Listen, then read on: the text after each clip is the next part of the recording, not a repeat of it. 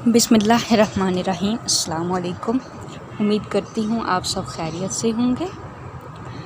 पाकिस्तान के सबसे मकबूल तरीन ड्रामा जलन पर गुज़िश्ता हफ्ते पैमरा की जानिब से पाबंदी आयद कर दी गई थी।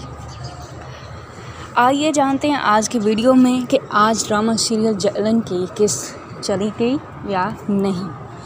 पाबंदी के हवाले से पैमरा ने एक नोटिफिकेशन जारी किया था, जिसके मुताबिक ड्रामा जलन के स्क्रिप्ट के हवाले से आवाम की तरफ से शिकायत मौसूल हुई, जबकि चैनल इंतज़ामिया को कई बार कहा गया था कि ड्रामे के मवाद का जायज़ा लें और इसके स्क्रिप्ट को पाकिस्तानी माशरे के मुताबिक बनाएं।